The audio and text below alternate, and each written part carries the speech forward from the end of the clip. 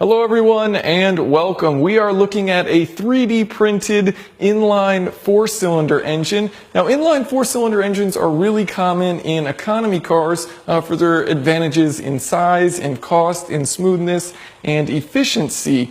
Now this particular engine we're looking at here is a 22RE out of an older generation Toyota Tacoma or 4Runner. Looking at our different components, we've got our fan right here, which as you can see is belt driven. It's just got a rubber band making that rotate. We've got the intake manifold right here, which actually has a functional throttle. You can see that that opens and closes in there, pretty neat. Intake manifold there. You've got the valve cover here up on top. So you can see the gear-driven cams right here. So a single overhead camshaft, which will be rotating to open the individual valves. If you're paying attention super closely, you'll notice that the cam timing is actually a bit off, but you can definitely get an idea of how this valve train works using the single overhead cam and these rocker arms to open the individual valves on each side. Checking out the other side of the engine, you can see the exhaust manifold. So you've got the 4 different pipes leading into a single collector. We can remove this.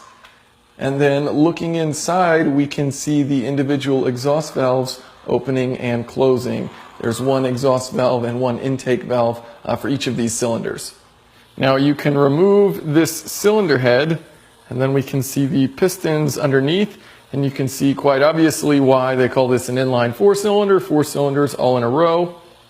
Now you've got cylinders 1, 2, 3, and 4, and you're going to be firing for every 180 degrees of crankshaft rotation, and that's going to start with 1, 3, 4, 2. So you've got power, power, power, power, power, power, power, kaboom. Again, the technical term. One of the interesting things about inline 4 cylinders is why the pairs of cylinders move in the way that they do, with the inner 2 pistons moving up and down together, as well as the outer 2 pistons moving up and down, opposite the inner cylinders. Now, part of the reason this is done is for an even firing interval. You want to fire every 180 degrees, so you need at least one cylinder at top dead center for every 180 degrees of crankshaft rotation. But this flat plane crankshaft design is chosen to keep the engine balanced and minimize vibration. You can see that for first order forces, the pistons moving up and down opposite one another balance each other out.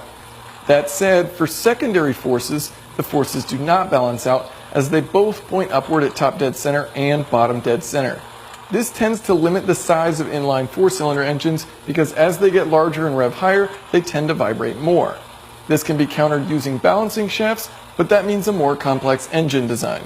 Now, if you're a bit confused on the differences between primary forces and secondary forces, as well as balance shafts, I will include relevant links in the video description. Now, the cam timing is obviously a little bit off, but pretty cool to see. You know, you've got your pistons going up and down. You've got your single overhead cam rotating, and that's opening the individual intake and exhaust valves. Now, some of the advantages of this style of setup, it is pretty common in economy cars, and part of that is because of how compact this is. It's generally pretty simple to work on because you've got a single cylinder head rather than a V or other styles of engines that split the cylinder banks up. Now, you do have a higher center of gravity as a result of this style of engine just because you've got your cylinders stacked in a line, but they're vertical rather than horizontal or in a V. And you also do have a secondary imbalance with these inline 4-cylinder engines as a result of the secondary forces of those pistons moving up and down. Now, a huge thank you to Eric Harrell for lending me this 3D printed engine. You can find a link to it in the video description. If you guys have any questions or comments, feel free to leave them below. Thanks for watching.